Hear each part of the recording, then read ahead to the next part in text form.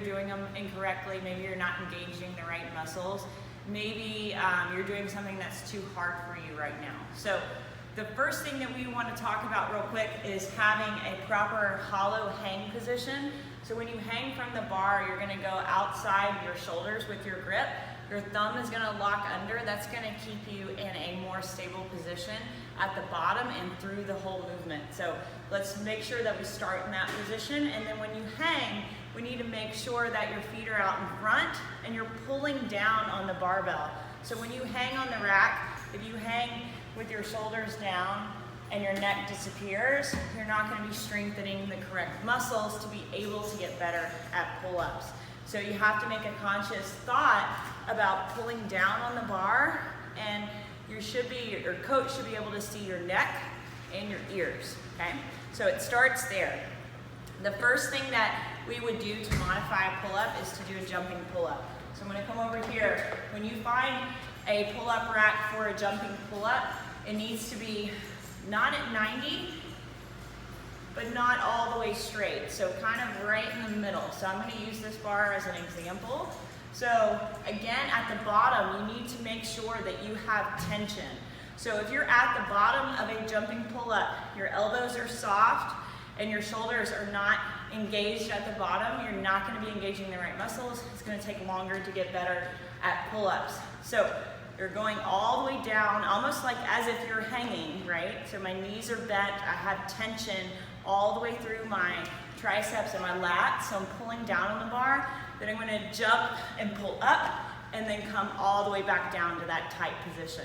So it's not a plyometric exercise, but you are going to use your legs and then pull to finish all the way over. So again, tension at the bottom, drive up, and then all the way back down and remaining in tension.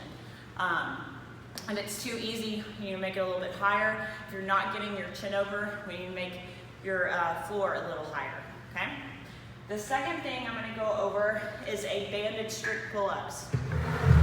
So here at SoCo, very highly enforced that you shouldn't really be doing kipping pull-ups if you do not have a strict pull-up. So strict pull-ups are the first goal.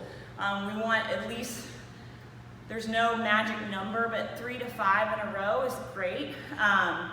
When we practice strict pull-ups, if we don't have it, we can use a band. Obviously, the thicker the band, the easier it will be. Your hands, again, need to be outside the shoulder. When you're in the band, do not cross the feet, pull them together, okay?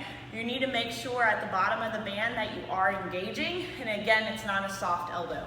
Now, when you pull, your elbows should not come in front of your body, but instead, pull straight down so they go out, and then you come all the way back down, okay?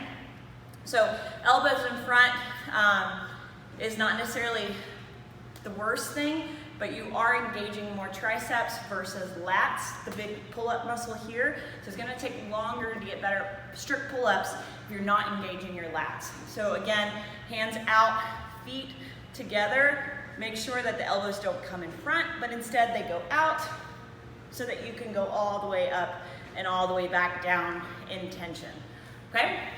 The last thing I'm gonna talk about are eccentrics. So this is probably the most potent way to get better at pull-ups, but you definitely have to have a prerequisite amount of strength to be able to do them, okay? So on an eccentric, we're just working on the lowering part of the pull-up. So your chin is gonna be over the bar, and then you're gonna go down as slow as you can into that hollow position. So when you jump, you need to jump and make sure your floor is high enough to get your chin over. Essentially, you're gonna pause at the top and then go down as slow as you can. So pause, down as slow as you can, and then hang to have the tension, okay? So that would be an eccentric. If that's too hard, I would stick either with the band or with jumping or even a ring row. But you can also overload the system where you would add extra weight to your body and perform an eccentric and slow it down. The lowering aspect of the movement does get you more sore. That's why I said it's potent. So a little bit goes a long way here. So maybe 2, 5 reps at a time versus like 10 to 8 or 12 or anything like that. So keep the rep scheme small and make the movement as slow as you can. So these are 3 different ways that you can practice better pull-ups. Just make sure that you're starting in that engaged position and you're not loose, and pick the rep scheme or pick the way that's going to benefit you where you are right now. If you're trying something that's too hard, it's not going to get you better. So scale it down, do what you have to be able to, if this hanging is hard, then start with hanging. And then we can go to jumping. So if you have further questions, just contact us. But in the meantime, let's get better at pull-ups. Let's start doing them correctly all the way through.